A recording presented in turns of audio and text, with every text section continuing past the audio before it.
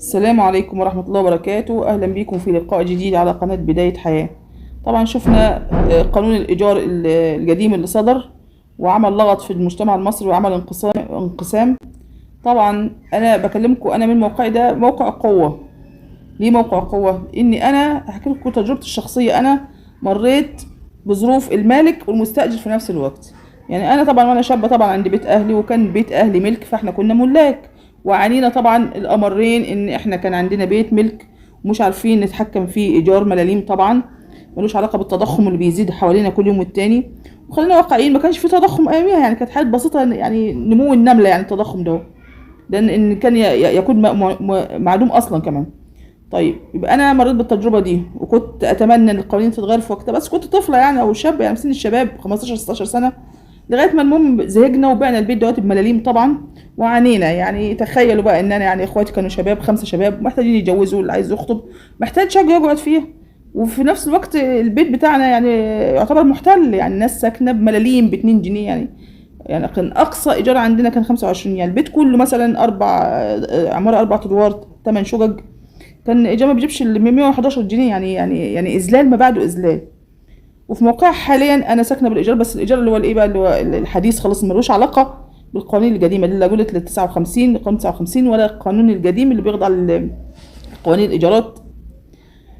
انا بعيد عن القانون اللي انا فيه، اللي هو بتاع ام فري، اللي هو بتاع قانون العرض والطلب، اللي هو مش مرتبط بالنسبه سنويه قلت 15 زي الاول، لا دلوقتي عرض وطلب على قد الموجود، الملك متحكم في كل شيء. فانا بعاني طبعا يعني حكيت في كذا فيديو، انا بعاني من موضوع الايجار الجديد ده، مش لاني مستكتره الفلوس على الناس، لا طبعا دي ارزاق بتاعت ربنا سبحانه وتعالى، بس اني معاناتي ان مفيش قوانين بتحكم الموضوع سايب كده بايد ايد المالك. ماشي زود عادي النسب اللي بتنص على القانون، لكن ما يبقاش موضوع مفتوح. يعني شقه مثلا اللي كانت ب 600 جنيه توصل 3000 ونص بين يوم وليله. مش ده مش دي مش اصول، يعني فاهمين ازاي؟ فانا لما بتكلم من موقع ايه، قلت لك موقع قوه. يعني انا مش مستفيده من القانون اللي صدر ده اهو، لا مثلا مالك مثلا هستفاد ان املاكها ترجع لي، ولا انا مستاجره مثلا الايجار القديم، القوانين اللي ايه باخد على القوانين القديمه ان انا هتاذي مثلا واطرد من الشقه. طيب دي اول نقطه. تعالى نتكلم بقى نشوف ايه القانون ده، ايه تبعياته، ونجرد نفسنا من اي عواطف واي مشاعر، ونكون حياديين. القانون ده كان لازم يصدر من زمان. انا عارفه طبعا في ناس هتزعل مني، بس حطوا نفسكم مكان المالك. ما يصحش ان يكون مثلا واحد عنده بيت بملايين الجنيهات وما يحكمش ان هو مثلا ياخد غير ملاليم ايجار كل شهر، لا قادر يزود اجره ولا قادر يطلع المستاجر من البيت بتاعه دوت، ولا مستفيد بيه خالص. ما دام يعني حتى ده مش من العدل ومن الانصاف ولا العرف ولا اي شيء. يعني ماشي، هو اي نعم يخضع لقوانين قديمه، وفي ناس هتقول طب انت بتعاتب عليا ليه دلوقتي يا مالك؟ روح عاتب على جدك او على ابوك اللي مضى على العقد ده اهو. ماشي، ما احنا الناس اهالينا زمان كانوا ايه، ناس ما كانش ما يعرفوا يعني ايه اصلا قانون. كانت ناس هو بيعمل البيت ده مش عشان يختني منه، هو كان عشان خاطر يدخله دخل شهري. واحد ما بيشتغلش او واحد مثلا ما حلتوش غير مبلغ معين بيحطه في بيت مثلا او في عماره عشان يدخله دخل ثابت يعرف يصرف منه عليه وعلى اسرته. ما يعرفش قصه القوانين بقى، ولا ايه التوابع بتاع القوانين، ولا ايه اللي كان هيحصل في المستقبل، ولا يحصل الطفره اللي حصلت ديت. طبعا ما كانش الناس على علم. يعني انا والدي كان راجل مثلا، راجل امي، يعني كان بالعافيه، كان بيمضي اسمه بالعافيه. يعني مش هيقدروا يفتش في القوانين بقى ويشوفوا، ولا هيبص لايه اللي هيحصل بعد 50 60 سنه. يعني فاهمين ازاي؟ طيب يعني انا ما حاسبش بقى ان وريث العماره دي واسيب المستاجر. طب انت المستاجر بقى، تعالي نبص من الناحيه التانية دي. طب المستاجر برضه احنا مش عايزين نظلمه، هو طبعا راجل له سنين طويله 50 60 سنه، وكان ممكن عايش مع والده ويمكن مع جده، وشقه ورثه خلاص اعتبر ان هي حق خالص ليه بملاليم. حط نفسك مكان المالك. ما طبعا زعلانين. يعني انا سمعت النسب اللي مطروحه. طبعا اولا القانون بيقول ان اللي هيتسحب منه اللي هو مثلا الشقه اللي عنده شقه بديله، وده ما اكثرهم على فكره، ده ما اكثرهم. في ناس طماعه في مصر كتيره، والله انا عن قرب وراجل كان نسيبنا، يعني كان راجل اللي هو في الجيش بس على المعاش، يعني كان عنده اكتر من 5 شقق في القاهره في احياء راقيه جدا، كان جافلها مؤجرها وجافلها، وعنده بيته، وراجل مبسوط ما شاء الله يعني، وامكانياته ومنصب وكده، وكان جافلهم. يعني حرام ولا حلال اللي بيحصل دواتي؟ لكن لو برضو ما نقدرش ننكر ان في طبقه فقيره جدا وما معهاش فعلا ان هي تشتري لان كانت اشترت من زمان. يعني في ناس عندها عزه نفس لو معاها تشتري، زي انا دلوقتي مثلا انا لو معايا امكانيات اشتري شقه ملك او اشتري بيت ملك، مش هقعد بالايجار ولا انزل لنفسي 5000 جنيه كل شهر ده مثلا يعني. طيب ايه الضرر اللي وقع على المستاجر؟ اولا الناس الكبيره في السن دي ما تنفعش تطرد تحت اي بند من البنود، ولا اقول بعد 7 سنين ولا 5 سنين. هو طبعا محدد الطرد في حالات معينه، لو شخص زي ما قلنا عنده شقه تانية مثلا صلاحها للسكن، او الشقه دي فضلت مقفوله سنه وسنتين بدون استخدام، فطبيعي يبقى كده معناها دليل على ان هو مستغني عنها. ماشي. طيب ايه الحاله الثالثه؟ ان المفروض ان كان ينصوا على ان الناس الكبيره في السن دي ما تطردش. اصل اللي عنده 50 60 سنه ده قدامه كام سنه؟ 10 سنين 15 سنه، وفي الاخر يتوكل على الله. احنا نوقف حته التوريث مش اكتر. ما ينفعش ان واحد يبقى عايش هيقول انا كنت بدفع ايجار او ابويا بيدفع ايجار. طب ماشي، ما انت كنت بتدفع ايجار يتناسب مع السكن، ما زادش مع زياده الاسعار.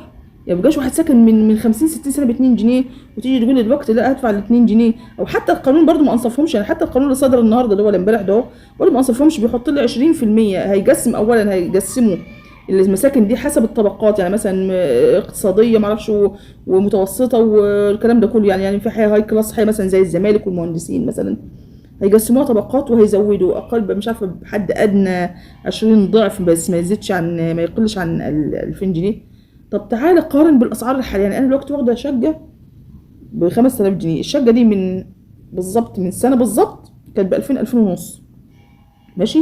طب انا دلوقتي السعر الحالي، انت تعالى يا ساكن مش هنظلمك، ومفيش حد هيطلعك من الشقه اللي انت اتربيت فيها وعشت فيها اجمل شبابك وعمرك والناس اتجوزت وخلفت فيها، بس تبقى منصف، بس تبقى منصف في نفس الوقت. ما ينفعش اقول مثلا يعني حته مثلا زي حي الزمالك ده من ارقى احياء القاهره، تعال نيجي نشوف الشقه عشان توصل 20 ضعف. يعني ال 20 ضعف لو الشقه ب 10 جنيه، عارفين يعني ايه 20 ضعف؟ يعني ايه؟ يعني تبقى ب 200 جنيه. هل ده انصاف وده عدل؟ يعني شقه لا تقل عن 15 20 يمكن توصل 50,000 جنيه ايجار، هل ده انصاف وده عدل برضه؟ ما مش انصاف ولا عدل. يبقى احنا بقى نسيبنا من قصه القوانين وسن القوانين اللي عملت شرخ في البلد دي ووجعت الناس وبعضيها. في حل، انا ده اقتراح من عندي يعني واتطبق في دول تانية كتير، زي حكايه خلو ورجل كده مثلا. اولا تعالى نتفق ان كمان ان المالك ده اللي عنده عقار قديم ومؤجره له سنين ورثه من ابوه من جده، هو فقد الامل فيه خلاص. هو فقد الامل ان هو حتى يلاقي شقه ليه هو شخصيا يسكن فيها. انا كده فقد الامل. يبقى نمسك العصايه من الوسط، يا اما نشوف حد يشتري كارض بقى، لان البيوت معظمها قايله للسقوط طبعا، لها سنين طويله او ضعيفه او مش كويس. ما تنفعش مثلا هي واحد هيطلع مثلا من سكانها اجرها، يعني مثلا ما فيش ساكن مثلا ساكن ب 200 جنيه وهيطلع النهارده فهاجرها مثلا ب 10000 جنيه. ليه؟ لان المستوى بتاعها ضعيف، محتاجه تتوضب ومحتاجه تكلفه كتير عليها. يبقى نشوف حل وسط. ايه؟ ابيع الارض كارض بقى مش كمبنى مثلا ب 200 مليون جنيه. انا كنت فقد فيها الامل انها حتى تاخد منها حتى 1000 جنيه شهري ايجار، فيها 10 شقق او 20 شقه. يبقى انا لما ابيع ام 200 مليون دي واخد 50 مليون، بلاش 100 مليون، ب 50 مليون اوزعها على السكان دول، اجيب لهم شقه مناسبه مثلا في مكان ممكن قريب من نفس الحي، في ايجارات اللي هي جديده زي اللي انا ساكنه فيها دي مثلا. يا اما ادفع له ايجار مثلا الناس الكبيره بالذات، الناس الكبيره في السن بالذات ادفع لهم ايجار لغايه ما يتوفاهم الله، او اديهم مبلغ. في شقق رخيصه جدا في القاهره يعني 500,000 و600,000 وكويسه وصالحه للاستخدام الادمي وجميله جدا وتليق برضه بالمستوى الاجتماعي بتاع الناس اللي ساكنه في المناطق الراقيه دي. يعني في حلول كتيره. يا اما اديله مثلا جزء زي ما قلت كده، اشتري له شقه مناسبه للاقامه بتاعته، او ان انا مثلا اتكفل بحته دفع الايجار ليه لغايه ما ربنا يتوفاه. لكن ما ينفعش اجي اطلع واحد من شقته. بس انا برضه بمتابعه الموضوع ان ما فيش طرد، ده تقريبا للاشخاص الاعتباريه مش الاشخاص الطبيعيه. يعني الشركات والهيئات دي يا جماعه موضوع الطرد ده، وما فيش طرد ولا حاجه، هم هيرفعوا الايجار بس الايجار برضو مش منصف للمالك. يعني ايه 200% على 20 جنيه في الشهر، 400 جنيه 400. الشقه ازاي توصل 50,000 جنيه ايجار في الشهر وتتعدى ال 20 30 50 مليون ثمنها وتقول لي 400 جنيه؟ برضه ده مش انصاف. فهو ده حل كان احد اقتراحاتي، يعني ان يا اما نديله خلو ورجل زي الاراضي الزراعيه ما كانوا بيعملوا مثلا، يقولوا المستاجر بياخد النص وصاحب الملك بياخد النص، او ان احنا زي ما قلنا نتكفل الناس ده حفظ حياه كريمه ليها في مكان قريب من مكان الاقامه بتاعهم دول اللي احنا نطلعهم منه. الحكومه طبعا سمعت ان في برضو بدائل من الحكومه في حاله ان مثلا شخص ما قدرش تعثر وما قدرش يدفع، الحكومه ان هي تتدخل وتوفر لهم شقق سكنيه وليهم امتيازات عن اللي بيقدم على واحده مثلا سكنيه مثلا من الشباب او كده، هيبقى لهم كمقدمه مثلا يبقى اقل، وهيبقى ليهم بعض المميزات، يعني الناس اللي هي تطلع من الشقق اخلاء الشقق دي، وبعد ما يمضوا كمان على على عقد اخلاء طرف الشقه اللي كانوا ساكنين فيها دي بعد ما يستلموا الشقه الجديده. ده حل التاني اللي هو في حاله التعثر. بس هنيجي نبص لها تعثر في ايه يا جماعه؟ يعني ده اكتر مبلغ مش هيعدي ال 500 جنيه، يعني ده مش تعثر، ده مش حجه يعني القانون برضو مش منصف للملك لغايه دلوقتي، خلي بالكم. هو بس حرروا من حته الورث ان هو يتوارثوا اجيال، جيل ورا جيل، جيل ورا جيل، دي خلاص دي كده ستوب، انتهت بعد 7 سنين او بعد 5 سنين بالنسبه للحياه المهنيه او كده او الشركات او المحلات، و7 سنين بالنسبه للسكن الوحده السكنيه كده. بس وقف حته التوريث، لكن كمبلغ مش مبلغ، انا مش شايفاه مبلغ. ليه؟ طب انا دلوقتي ما انا واحده ست كبيره على 50 سنه، حتى في ناس مش مصدقه فاكرين عايشه في شقق من القديمه. لا، انا كان بيت اهلي كان في بيت قديم، كنا مأجرين اللي هو بتاع المتوارث الاجداد دي. يعني واحد كان عندنا كان ساكن واخد بيت بحاله، الدور الارض ده كان بيت بحاله بمدخل خاص، كان واخده ب 2 جنيه ونص. مات الراجل الكبير في السن وعياله ورثوه واحفاده ورثوه كمان، واحنا ابويا وامي ماتوا واحنا سيبنا البلد خلاص وجينا سكننا هنا بحري، ونفس اللي هي 2 جنيه ونص. ده مش عدل، ده حرام، ده كده ما فيش يعني المفروض يبقى فيه انصاف للبشر.